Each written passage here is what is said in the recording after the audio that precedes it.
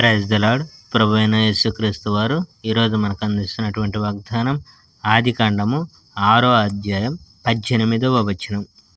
నీతో నా నిబంధన స్థిరపరచుదును. నోవాహు జలప్రలయం. దేవుడు భూమిని చూసి మనుషులు దానిని పాడు చేస్తున్నట్టు కనుగొన్నాడు. ఎక్కడ చూసిన చెడుతనం, ప్రజలు చెడ్డవారైపోయి క్రూరులై భూమి మీద వారి జీవితాన్ని నాశనం చేసుకుంటున్నారు.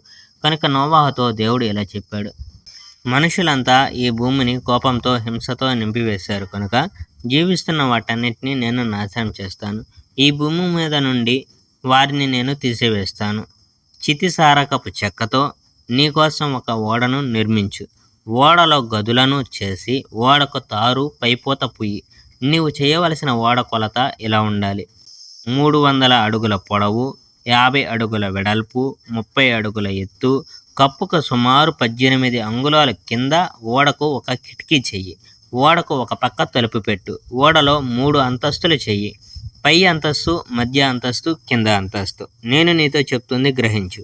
ఈ భూమి మీదకి ఒక మహా గొప్ప జలప్రలయాన్ని నేను తీసుకువస్తాను. ఆకాశం కింద జీవిస్తున్న సకల ప్రాణులను నేను నాశనం చేస్తాను. భూమి మీద ఉండే ప్రతి ప్రాణి చేస్తుంది. భూమి మీద ఉన్న అన్నీ చేస్తాయి.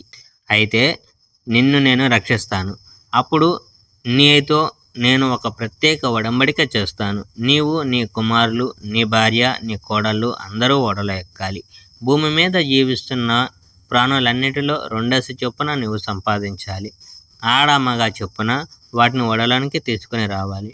వాటిని నీతో కూడా సజీవంగా ఉండనివ్వు.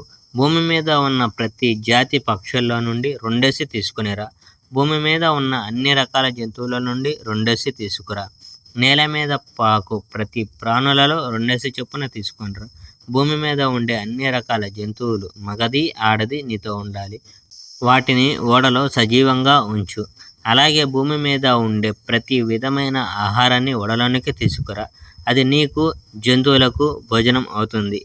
వాటన్నిటినీ నోవాహు చేశాడు. దేవుడు ఆజ్ఞాపించినట్టే నోవాహు వాటన్నిటినీ చేశాడు. Praise the Lord. May God bless our India.